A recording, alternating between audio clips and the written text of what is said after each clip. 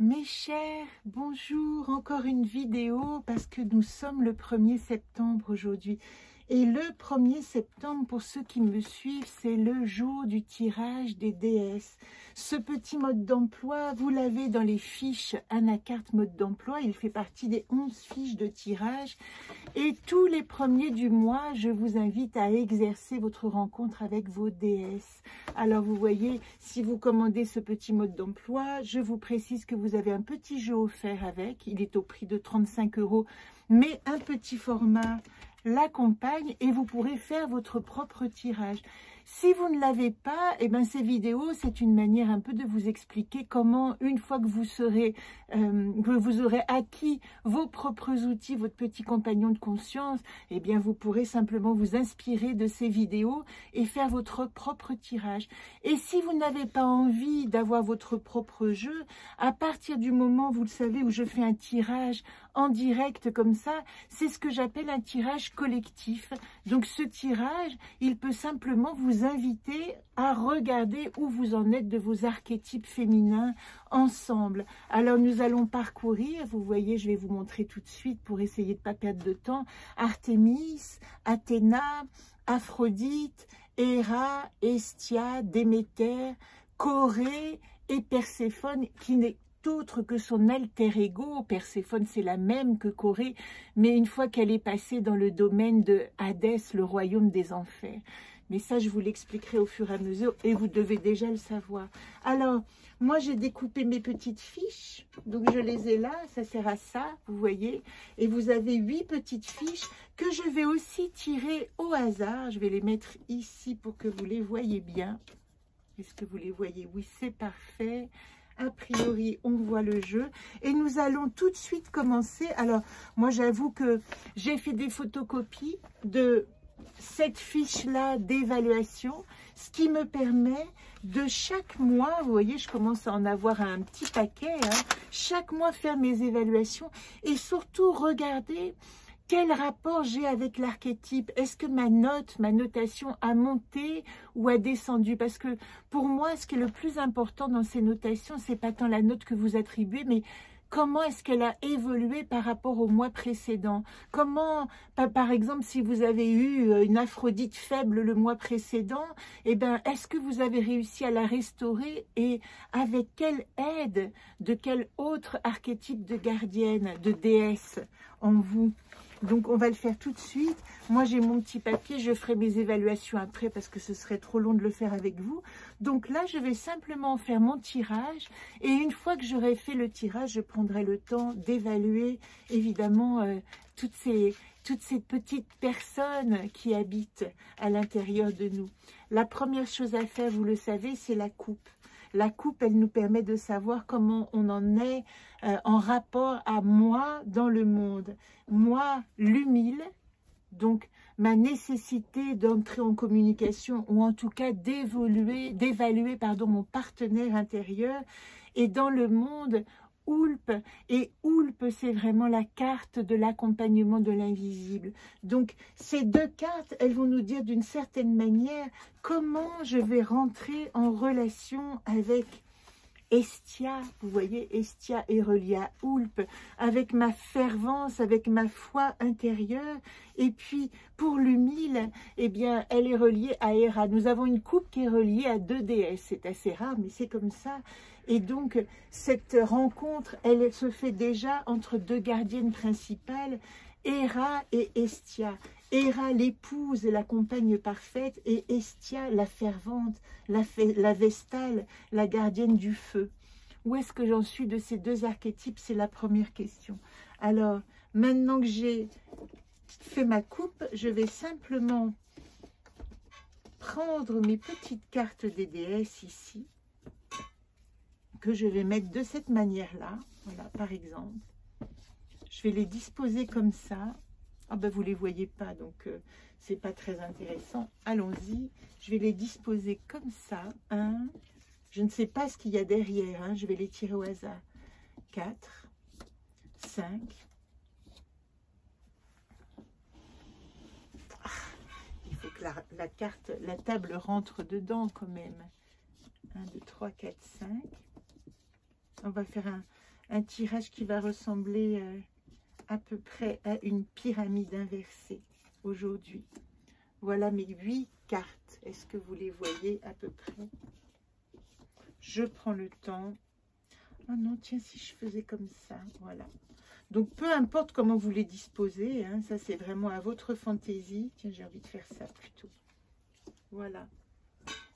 Et ça, déjà, la manière dont je les ai disposés, c'est une manière aléatoire qui vont faire que chaque gardienne va sortir dans un ordre particulier.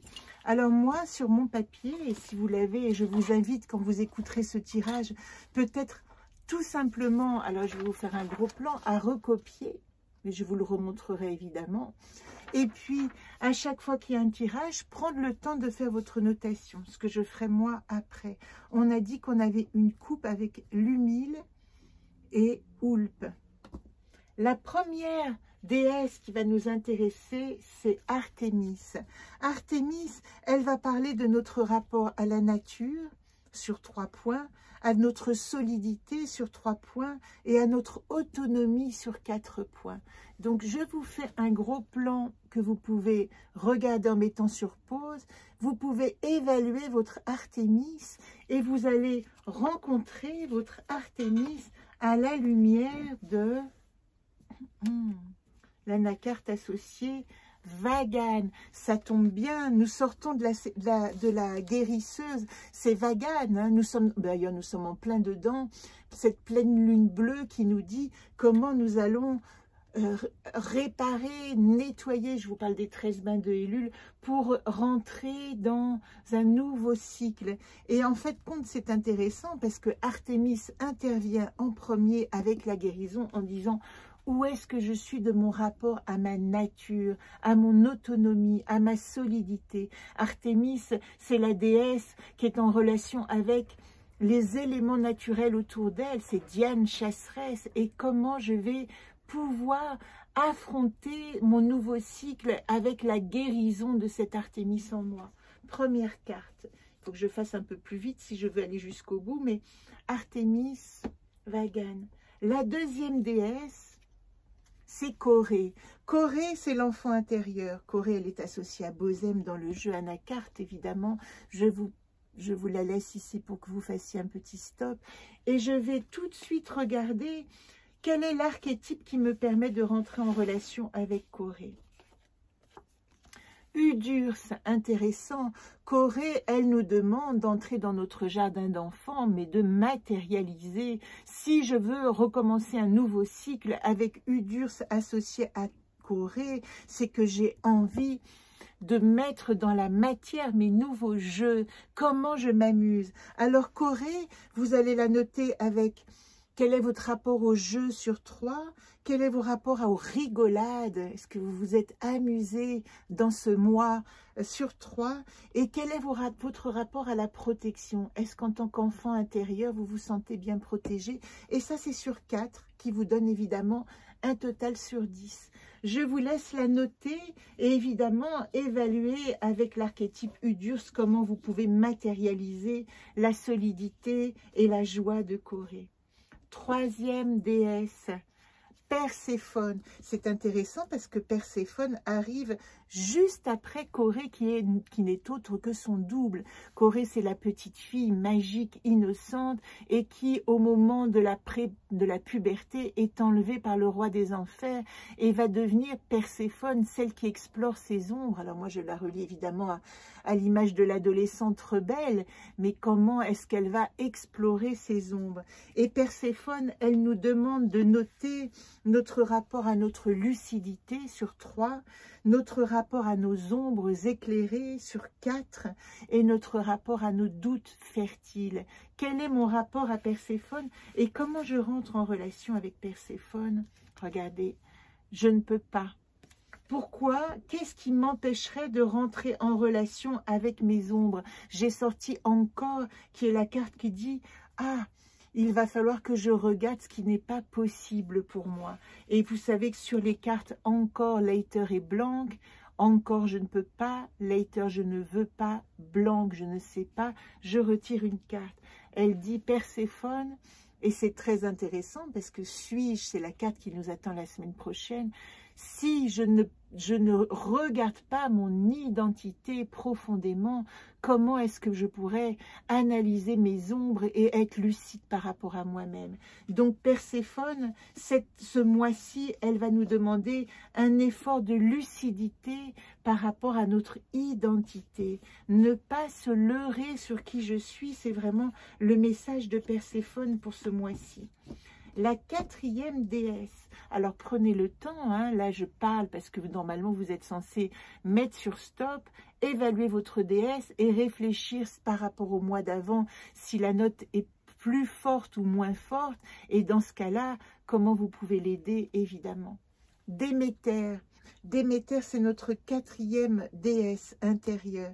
Déméter, la mère, la terre-mère, nous avons tiré Corée et Perséphone qui n'est d'autre Corée Perséphone que son enfant, et elle, Déméter, vous le savez que elle chérit plus que tout son enfant, et quand elle est enlevée par le dieu des enfers, cette petite Corée qu'elle devient Perséphone, Déméter s'enfonce dans le chagrin et donne naissance aux saisons, c'est-à-dire qu'elle se glace en hiver. Elle a même l'idée de ne plus donner sa fertilité aux humains tellement elle est malheureuse, et elle se réfugie au royaume d'Éleusis, et il va falloir que là, depuis ce royaume d'Éleusis, on vienne la chercher et lui dire non, on va négocier pour que Corée, 6 mois par an, remonte, c'est-à-dire Perséphone remonte et redevienne Corée, c'est le printemps et l'été, et puis à l'automne, eh ben, accepter ce deuil de mon enfant qui redescend dans ses ombres.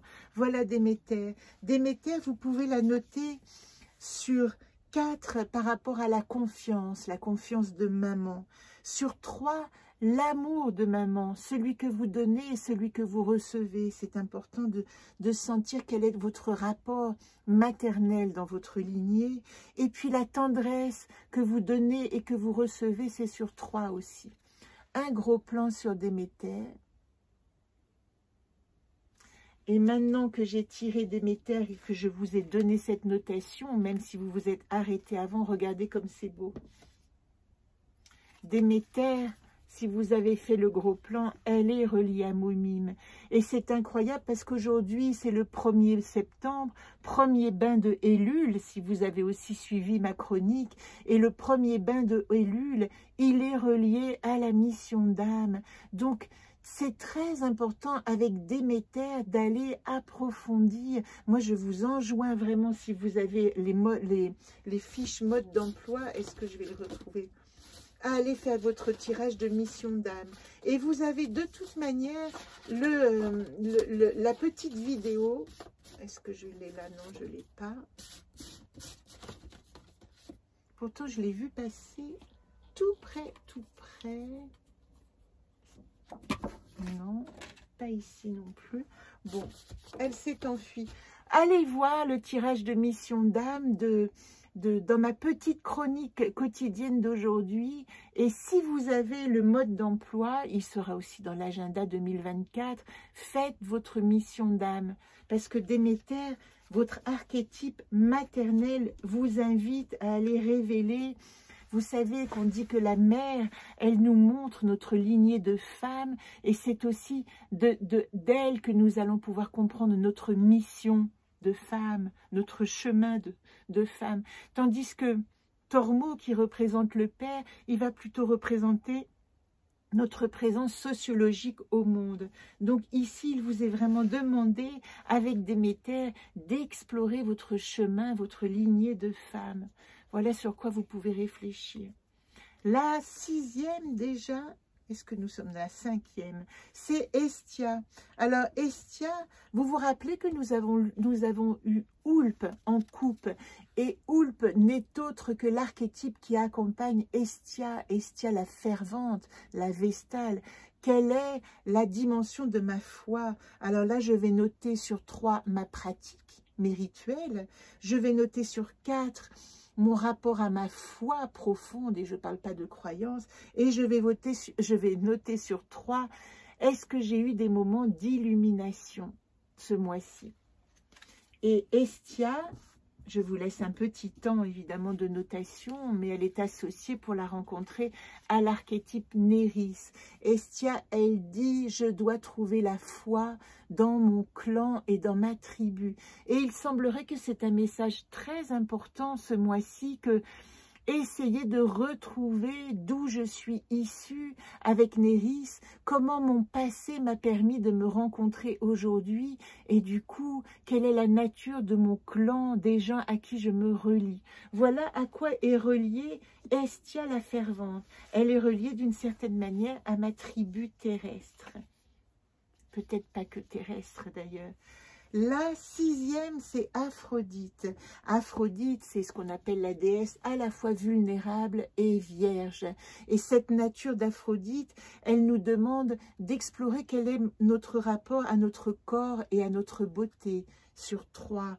Quel est notre rapport à notre cœur? Est-ce que notre cœur est ouvert? Sur 4. Quel est notre rapport à notre désir? Sur 3. Parce qu'Aphrodite, c'est celle qui va avoir envie, vous voyez, elle est associée à Fémène, d'être la fleur sublime, odorante, envoûtante de son jardin. Et Aphrodite, elle va être reliée dans le tirage à Iodine. Il y a une nécessité ce mois-ci de regarder sa propre beauté, c'est-à-dire de ne pas être regardé par les autres, mais d'aller rencontrer sa propre beauté, d'oser se regarder et se trouver belle, se trouver féminine, se trouver sensuelle, se trouver en relation d'amour et même de volupté, je dirais, avec le monde, au sein de son propre paysage avec Iodine. Voilà pour Aphrodite. Je vous laisse noter, prendre le temps de la notation. Nous arrivons à la 7e. La 7e, c'est Athéna. Moi, je vous dis toujours que les ordres comptent parce que quand elles arrivent vers la fin, j'ai l'impression qu'il faut que je donne plus d'importance aux déesses que j'ai tirées, aux archétypes que j'ai tirés en premier. Alors en 7e, Athéna, c'est le cerveau, elle est reliée à Zolpt. Hein. C'est vraiment, vous savez, dans la mythologie, Athéna, elle est née d'un coup de marteau porté sur le crâne de Zeus et elle est née comme ça, sortie du cerveau de son créateur. D'ailleurs, elle est très reliée à Zeus pour ça, elle lui est très fidèle. Alors, Athéna, elle va vous demander d'évaluer où est-ce que j'en suis de mon organisation sur 3 points, où est-ce que j'en suis de mes projets sur 3 points, où est-ce que j'en suis de mon efficacité, comment je jauge mon efficacité sur 3 points. Et pour rentrer en relation avec Athéna, qui va nous aider, c'est intéressant, nous avons l'archétype du Yang, Jachem, le repos du guerrier. Athéna nous demande, si je veux être efficace ce mois-ci, de ralentir mon cerveau, de me mettre en méditation. Et quand je veux faire une analyse, que ce soit une analyse profonde intérieure, je la relierai d'une certaine manière à Aphrodite, hein, Aphrodite qui était reliée à Iodine, qui dit aussi que, ici, Aphrodite, elle dit que je dois rentrer à l'intérieur de moi pour évaluer ma sensualité. Eh bien, Athéna, d'une certaine manière, elle dit la même chose. Me reposer, poser. Vous le savez, si vous avez écouté mes chroniques, que nous ne sommes pas dans une pleine lune qui nous demande de l'agitation parce que cet axe Vierge-Poisson, il émet un flou et nous ne pouvons pas commencer des nouveaux projets pendant cette quinzaine. Il faut attendre le 15 septembre. Et étrangement, le 15 septembre, c'est aussi la date de la fin des 13 bains de Elul, hein, enfin 13 septembre, et le 14-15, c'est Rosh Hashanah, c'est la nouvelle année spirituelle. Comment je peux commencer vraiment avec une nouvelle vision de ma spiritualité, ma rentrée. Donc tout ça, c'est très lié. Et Athéna, elle dit, bon, calmons, reposons-nous, méditons. Ah, voilà Janine. Salut Janine, avec son bébé et Marie-Antoinette. Donc la dernière, évidemment, bah, c'est Héra. Héra, c'est celle qu'on avait en coupe dans le monde, si vous regardez le début de la vidéo. Donc, le monde disait, évalue ton potentiel relationnel. Donc, avec Héra, vous allez évaluer quelle est votre dimension en tant que couple. Et si vous n'êtes pas en couple, parlez de votre couple intérieur, parce que vous devez faire alliance avec vous-même à l'intérieur aussi. Et il semble qu'avec ces déesses, ce soit ce dont on parle. Elle dit... Dans quelle mesure êtes-vous une bonne alliée? Avec qui, je ne sais pas, mais c'est la question. Et enfin, dans quelle mesure, alors ça c'est sur 3, alliés, et sur 4, comment faites-vous alliance? C'est encore une autre question. Ce qui vous donne un résultat sur 10, je suis contente, je vais tenir quasiment mes 20 minutes, je ne voulais pas faire plus. Bozem, Bozem, c'est l'archétype qui est relié à Corée. Allez voir votre notation, vous voyez comment on les croise, de Corée. Et Corée vous demandait de rentrer dans la matière, d'aller vraiment jouer dans votre jardin. Donc cette dernière, elle dit, comment je vis en réalité mon couple, mon alliance. Il ne s'agit plus de rêver, là, il s'agit vraiment... comme un enfant, d'être complètement dans le jeu avec l'autre, de vraiment vivre votre relation. Voilà, je vous laisse faire maintenant votre interprétation, vos notations. Et si vous avez des commentaires, n'hésitez pas. Si vous avez des questions, je réponds toujours. Ou vous les mettez en commentaire, ou vous m'envoyez un mot en message privé sur le Facebook. Et si vous voulez commander le mode d'emploi, il est disponible dans la boutique du site www.anacartelejeu.com. Je vous embrasse et ça c'est un mois entier avec vos déesses. 21, 21, je m'arrête.